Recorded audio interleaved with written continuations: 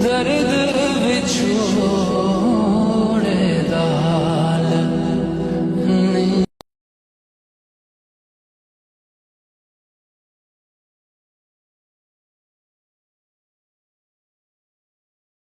ہم کہتے ہیں اللہ اللہ اللہ، یہ ہم نے اللہ کو یاد کیا. اور اللہ بندے کو کیسے یاد کرتے ہیں کہ اللہ جب بندے کے اوپر حالات بھیجتے ہیں تو نرمی کا معاملہ کرتے ہیں، اپنے بندے کی مدد فرما دیتے ہیں. یہ اللہ اپنے بندے کو یاد کر رہے ہوتے ہیں. اے میرے بندے، تو مجھے معذرت کے ساتھ یاد کرنا، میں تجھے مغفرت کے ساتھ یاد کروں گا. اے میرے بندے، تو اطاعت کے ذریعے مجھے یاد کرنا، میں عنایت کے ذریعے تجھے یاد کروں گا. قرآن مجید میں انہی لوگوں کو جو کثرت سے ذکر کرتے ہیں اولو الالباب، عقل مند لوگ کہا گیا، کہ جو اللہ کو کثرت سے یاد کرنے والے لوگ ہیں یہ عقل مند لوگ ہیں. شیطان ہمارا دشمن ہے، وہ ذکر کرنے والے بندے کے راستے میں روڑے اٹکاتا ہے. اور یہ روڑے دو طرح کے ہوتے ہیں، کبھی شبہات کے ذریعے سے اور کبھی شہوات کے ذریعے سے. شبہات کے ذریعے کا کیا معنی کہ دل میں شبہ ڈال دیتا ہے.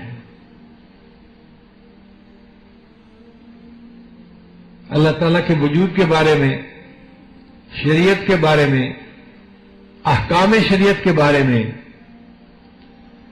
اور یہ چیز اس بندے کو کفر تک پہنچا دیتی ہے. شریعت کی کسی چیز میں شک کرنا یہ انسان کو کفر تک پہنچا دیتا ہے. اس لیے نبی علیہ السلام نے دعا مانگی، اللہم انی اعوذ بک من الشک والشرک والشقاق والنفاق وسوء الاخلاق. یعنی شرک جو اتنا بڑا گناہ ہے، اس سے پہلے اللہ کے حبیب صلی اللہ علیہ وسلم نے شک سے پناہ مانگی اللہ کی، کیونکہ یہ شک انسان کو برباد کر دیتا ہے. تو شیطان شبہات کے ذریعے سے، شکوک کے ذریعے سے انسان کو برباد کرتا ہے. ہمارے مشائخ نے کہا کہ تمہیں اگر کسی چیز کے بارے میں کوئی شک پیدا ہو جائے تو تم اس کو بھی اللہ کی خاطر چھوڑ دو. الحلال بین والحرام بین، حلال بھی واضح ہے، حرام بھی واضح ہے. ان کے درمیان میں کچھ چیزیں ہوتی ہیں جو مشتبہ ہوتی ہے. اگر کوئی ایسی چیز ہو تو اللہ کے لیے اس کو بھی چھوڑ دیا کرو. اگر ایسا کرو گے تو تم متقی بن جاؤ گے، اللہ کے دوست بن جاؤ گے. اور یہ ابھی سے نہیں کام شروع ہوا، بہت پہلے سے. چنانچہ 10 ہجری مکہ مکرمہ میں ایک خاتون تھی، سیدہ بدیہ ان کا نام تھا. ان کے حالات زندگی میں لکھا ہے کہ ان کو یہ خبر ملی فلاں علاقے کے لوگ اپنی بیٹیوں کو وراثت میں حصہ نہیں دیتے، صرف بیٹوں میں زمین تقسیم کر دیتے ہیں. انہوں نے اس علاقے کے جو پھل تھے وہ کھانے چھوڑ دیے کہ مجھے کیا پتا یہ پھل اس باغ کا ہے جس کی ملکیت صحیح ہے یا شرعاً ٹھیک نہیں ہے. شک پیدا ہونے پر پھل کھانے چھوڑ دیے. امام اعظم حنیفہ رحمۃ اللہ کے پاس ایک آدمی آیا، حضرت میری بکری گم ہو گئی. فرمایا تلاش کرو. چند دن کے بعد آیا، حضرت کوئی پتہ نہیں چلتا. فرمایا اچھا یہ بتاؤ بکری کی عمر کیسے ہوتی ہے؟ اس نے کہا جی کہ اتنے سال بکری کی عمر ہوتی ہے. تو جتنے سال اس نے کہا اتنے سال حضرت نے مارکیٹ سے بکری کا گوشت لے کر کھانا چھوڑ دیا. مجھے کیا پتا یہ چوری کی بکری کا کہیں گوشت نہ ہو جو مجھے دے دیا جا رہا. تو شک والی چیز، شبہ والی چیز، اس کو اللہ کے لیے چھوڑ دینا یہ تقویٰ ہے. اور آج ہم بیرون ملک کے ریسٹورنٹ سے چیزیں کھانا پسند کرتے ہیں. بھئی انہوں نے کیا چیز اس میں ڈالی، کیا پکایا، ہمیں تو نہیں پتا. اگر ہم کھائیں گے تو اپنا باطن کا نقصان کریں گے، اپنی روحانیت کا نقصان کریں گے. اس لیے اگر ہم چاہتے ہیں کہ دل منور ہو تو ہمیں شبہ والی ایسی چیزوں سے پرہیز کرنا پڑے گا.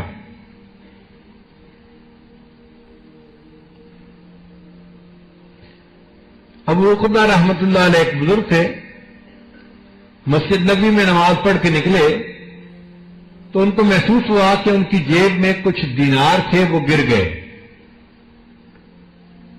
تو دوبارہ گئے لینے کے لیے.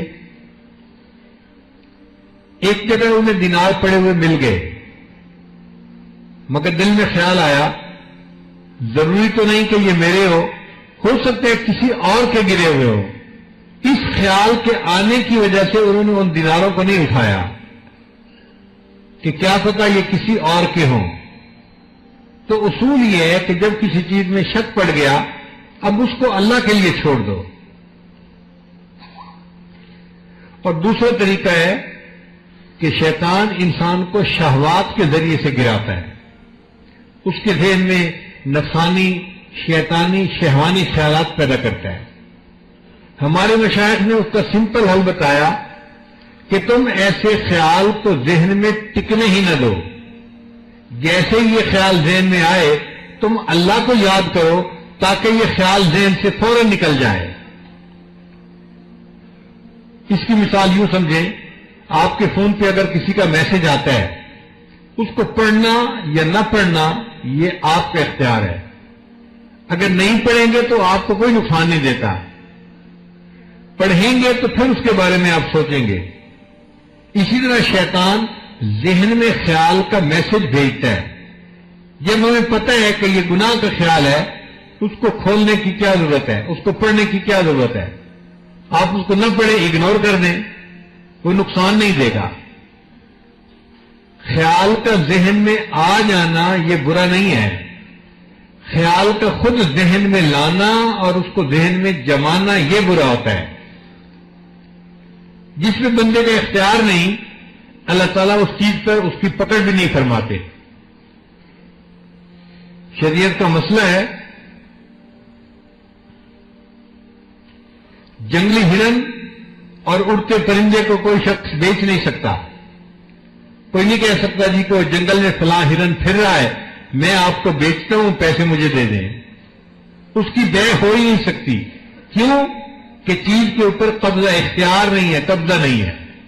اڑتے پرندے پر اختیار نہیں ہے. تو جب غیر اختیاری چیز کی بے نہیں ہو سکتی تو غیر اختیاری جو خیالات آتے ہیں اس پر بھی اللہ تعالیٰ بندے کی پکڑ نہیں فرماتے. یہ تو تمہارے اختیار میں ہی نہیں تھا، ہم تمہاری پکڑ کیسے کریں. غیر اختیاری خیالات کا آنا نہ معصیت ہے نہ مرض ہے. یہ کوئی مرض کی بات نہیں ہے. نیک لوگوں کو بھی خیال آ جاتے ہیں.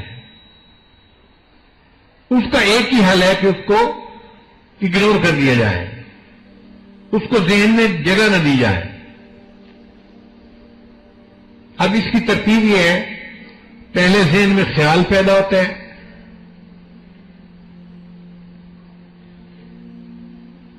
جس کو ہم وسوسہ کہتے ہیں، اور پھر وہ انسان کے اندر شہوت کو ابھارتا ہے. اور جب شہوت ابھرتی ہے تو انسان اس کے اوپر عمل کر لیتا ہے. تو وسوسہ، پھر شہوت، پھر عمل، یہ تین سیڑھیاں ہیں جو انسان چڑھتا ہے. اگر اس نے وسوسے کو شروع میں رد کر دیا تو یہ انسان کے لیے عبادت بن جائے گی. اس پر اللہ اس کو اجر عطا فرمائیں گے کہ شیطان نے گناہ کا خیال ڈالا مگر میرے بندے نے اس کی بیعت پہ لبیک نہیں کہا، اس کی بات کو ماننا نہیں. تو وسوسے کو اگر شروع میں رد کر دیں گے تو یہ عبادت بن جائے گی، اور اگر اس وسوسے کو سوچنا شروع کر دیں گے تو یہ چیز عادت بن جائے گی. وسوسہ انسان کے اندر شہوت کو بیدار کرتا ہے، شہوت انسان کے اندر عمل پیدا کر دیتی ہے، اور عمل بالآخر عادت بن جایا کرتی ہے. اب ذہن میں آنے والا ہر خیال یا تو عبادت بن سکتا ہے یا عادت بن سکتا ہے. اگر رد کر دیں گے تو عبادت بنے گا، اللہ کی طرف سے ہمیں اجر ملے گا، اور اگر ہم اس کے بارے میں سوچیں گے تو بالآخر گناہ کر بیٹھیں گے اور یہ عادت بن جائے گی. اس لیے ہمارے مشائخ نے وقوف قلبی کی تلقین کی وقوف قلبی کا کیا معنی؟ ہر وقت اللہ کی طرف متوجہ رہنا، ایک لمحہ بھی اللہ سے غافل نہ ہونا، لیٹے بیٹھے چلتے پھرتے ہر گھڑی ہر آن دل میں اللہ کی طرف ہو دھیان۔ تو جب کیفیت ایسی ہو کہ اللہ کے سوا کسی اور چیز کی طرف دھیان ہی نہیں جانا، تو پھر یہ چیز انسان کو نقصان نہیں دے سکتی۔ یہاں پر ایک سوال پیدا ہوتا ہے، اور جی ہم کوشش تو کرتے ہیں کہ ذہن میں خیال نہ رہے، لیکن ہم کمزور ہیں، شیطان اتنا زور کا وسوسہ ڈالتا ہے کہ گناہ کی طرف طبیعت مائل ہو جاتی ہے۔ تو ہمارے مشائخ نے کہا کہ ایسے وقت میں جب گناہ کا تقاضا دل میں پیدا ہو، انسان یہ سوچے اگر میں یہ عمل کروں گا تو اللہ تعالیٰ کی نعمتیں مجھ سے سلب ہو جائیں گی اور اللہ تعالیٰ کے عذاب کا میں مستحق بن جاؤں گا۔ تو نعمتوں کے سلب ہونے کی اور عذاب میں جانے کی بات اگر آپ سوچیں گے تو گناہ سے بچنا آسان ہو جائے گا۔ قرآن مجید کی آیت ہے، انی اخاف ان عصیت ربی عذاب یوم عظیم۔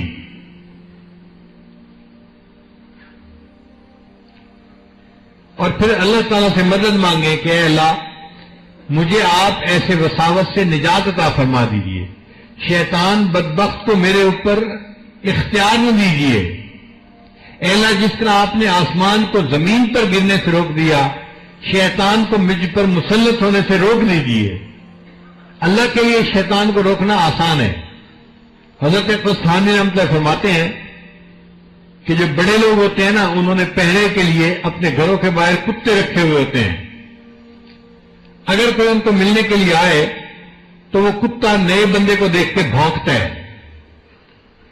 اب اس بندے کے پاس 3 صورتیں ہیں، ایک تو یہ کہ وہیں سے واپس اپنے گھر چلا جائے، اگر گھر چلا گیا تو اس کو اپنے اس دوست سے کبھی بھی وصل نصیب نہیں ہوگا، کیونکہ یہ تو راستے سے واپس آ گیا۔ اور دوسرا طریقہ یہ ہے کہ اس کتے کے ساتھ لڑنا ہی شروع کر دے ڈنڈا لے کے، یہ بھی کوئی اچھی بات نہیں ہے، اپنا وقت ضائع کرنے والی بات ہے۔ اور تیسرا طریقہ یہ ہے کہ اپنے دوست کو اطلاع دے، اس کو پکارے، جی ذرا اپنے کتے کو آپ کنٹرول کیجئے۔ ہم نے دیکھا ہے کہ جس بندے نے کتا رکھا ہوتا ہے نا، وہ کتے کو اشارہ کر دیتا ہے، ٹونی پیچھے ہٹ جاؤ، تو کتا دم دبا کے پیچھے ہٹ جاتا ہے، اپنے مالک کی بات کو مانتا ہے۔ تو حضرت قسطلانی رحمۃ اللہ فرماتے ہیں کہ یہ شیطان اللہ رب العزت کے دروازے کا کتا ہے، جو اللہ تعالی تک پہنچنا چاہتا ہے یہ کتا اس کو بھونکتا ہے۔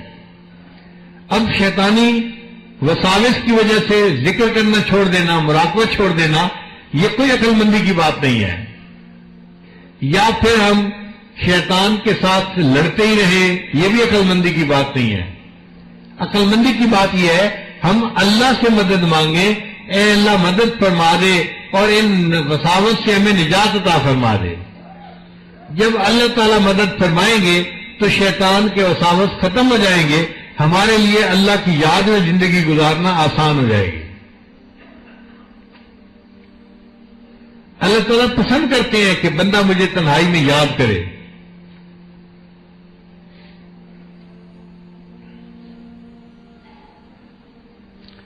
عطار ہو، رومی ہو، رازی ہو، غزالی ہو، کچھ ہاتھ نہیں آتا بن آہ سحر گائی۔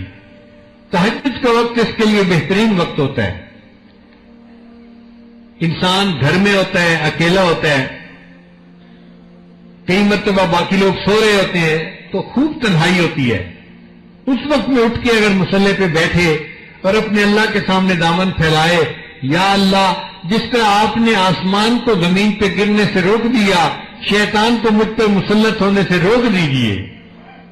اس دعا کی برکت آپ دیکھیں گے کہ وسواس کم ہو جائیں گے۔ ہمارے مشائخ نے لکھا ہے کہ ذکر کے دوران جتنے وساوس زیادہ آتے ہیں، بندے کو اس پر انعام بھی اتنا زیادہ ملتا ہے۔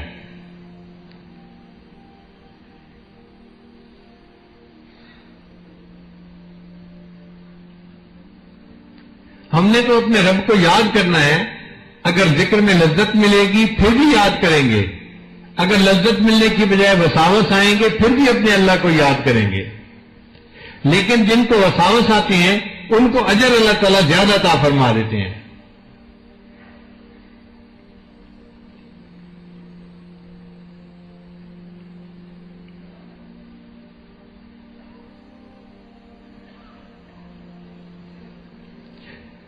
جتنی کوشش کریں گے اللہ کو یاد کرنے کی, اللہ تعالیٰ کی طرف سے اتنا انعام ملے گا.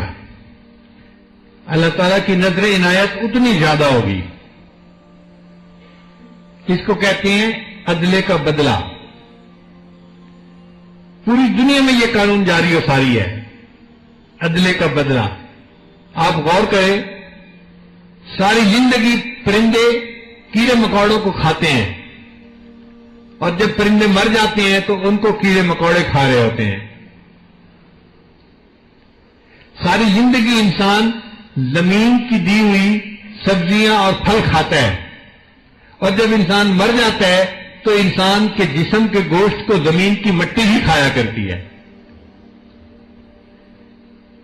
تو ہم اگر شیطان کے ساتھ لڑیں گے تو اس کے بدلے میں اللہ کی رضا نصیب ہوگی, بدلہ ضرور ملے گا.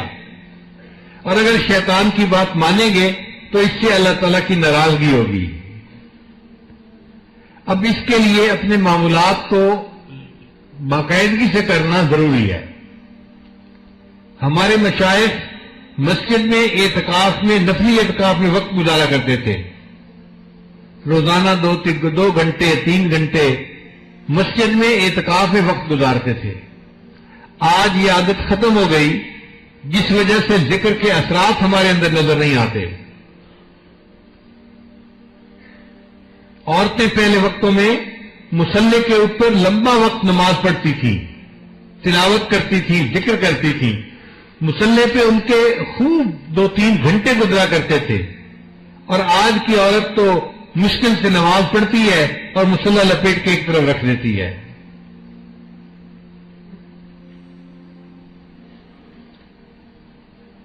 دل میں اللہ کی محبت ہوگی تو مصلی پہ بیٹھنا اچھا لگے گا.